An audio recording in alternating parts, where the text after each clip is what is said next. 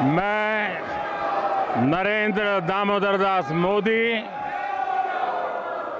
जो लोकसभा का सदस्य निर्वाचित हुआ हूं, ईश्वर की शपथ लेता हूं कि मैं विधि द्वारा स्थापित भारत के संविधान के प्रति सच्ची श्रद्धा और निष्ठा रखूंगा।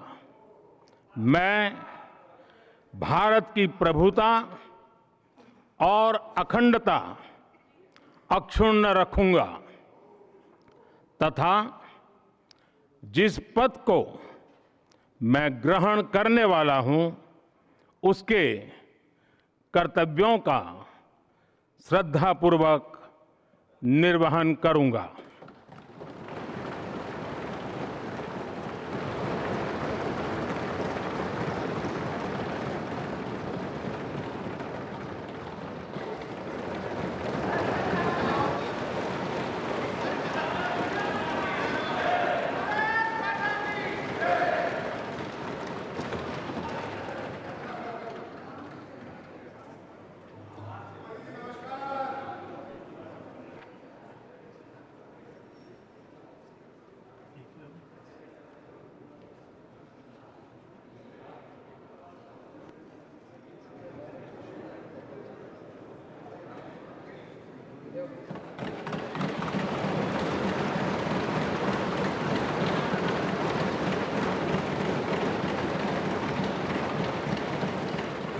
लगातार तीसरी बार प्रधानमंत्री बने हैं नरेंद्र मोदी और बतौर सांसद उन्होंने नई संसद में पहली शपथ ली है।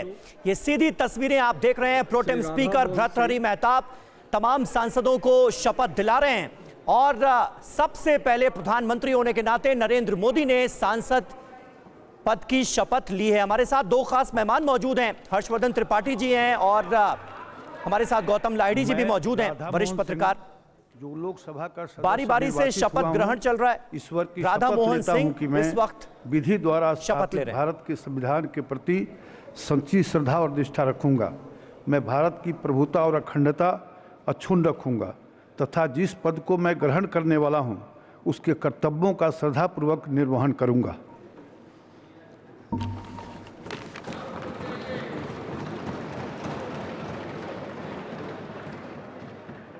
हर्षवर्धन जी हमारे साथ मौजूद हैं। प्रधानमंत्री नरेंद्र मोदी ने बतौर सांसद शपथ ली है और थोड़ी देर पहले वक्तव्य आप भी सुन रहे थे उनका। हर्षवर्धन जी, उन्होंने कहा कि तीसरी बार जीत कर आए हैं, 3 गुना मेहनत करेंगे और 3 गुना ज्यादा डिलीवर करेंगे। मुझे लगता है ये एक बहुत इंपॉर्टेंट बात कही गई उनकी तरफ से।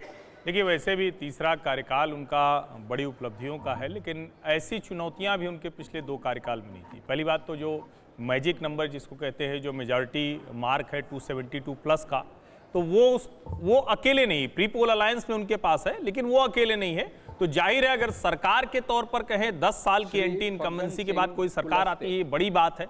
जवाहरलाल नेहरू के बाद नरेंद्र मोदी को ही अवसर मिला है। लेकिन अब जिस तरह की चुनौतियां हैं, एक तो चुनौतियां सरकार में होती हैं, आपसे उम्मीदें बहुत ज़्यादा होती हैं। जिस तरह के अभी पेपर लीक के मसले हैं, दूसरे ऐसे मसले सामने आए, उसको कैसे निपटेंगे। और उसके बाद जब विपक्ष इस तरह की स्ट्रांग प्रेजेंस लेकर आता है, इस तरह से ज़्यादा संख्या में लोग आते हैं, तो उसका भी एक दबाव होता है।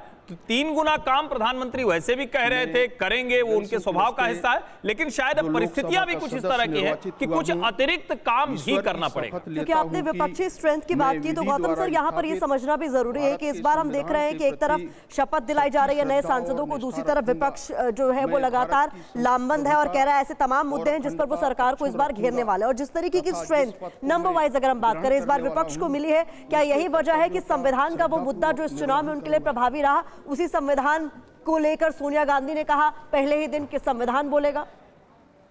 नहीं, एक बात, सुबह ही शुरू में प्रधानमंत्री खुद कहा कि संविधान लेके कि वो याद दिला दिया 1975 जो 25 जून को जो हुआ था।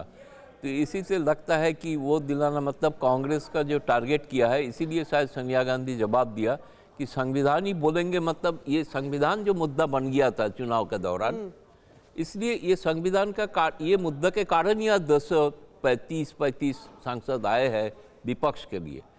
सबसे बड़ी बात होगा ये देखना है, ये बात सही है, राजनीति अलग जगह है, लेकिन मोदी जी तीसरी बार प्रधानमंत्री के रूप में शपथ ले रहे हैं, अपने आप में उनका राजनीतिक जीवन पे बहुत बड़ा एक अचीवमेंट है, मानना पड़ेगा। दूसरी बात यह है कि लेकिन कभी उन्होंने कोalition सरकार चलाए नहीं। जो कोalition थे, जो कोalition का मिजाज जो होता है उसको किस तरह से वाजपेयी जी जो चलाते थे, अभी हम देखने के अपेक्षा कर रहे हैं कैसे मोदी जी एक कोalition गवर्नमेंट को, जिसमें अपना पार्टी का बहुमत नहीं है, कैसे सबको लेके चलना है, जिसको आज मैसेज भी दिया है उन्होंने, सबको लेके देश को बनाने के लिए सबका बिल्कुल सर। और देखिए अब रक्षा मंत्री राजनाथ सिंह जो बतौर सांसद शपथ ले रहे हैं। सदस्य निर्वाचित हुआ हूं, ईश्वर की शपथ लेता हूं कि मैं विधि द्वारा स्थापित भारत के संविधान के प्रति सच्ची श्रद्धा और निष्ठा रखूंगा। मैं भारत की प्रभुता और अखंडता अक्षुण्ण रखूंगा तथा जिस पद को मैं ग्रहण करने वाला हूं उसके कर्तव्यों का श्रद्धापूर्वक निर्वहन करूंगा।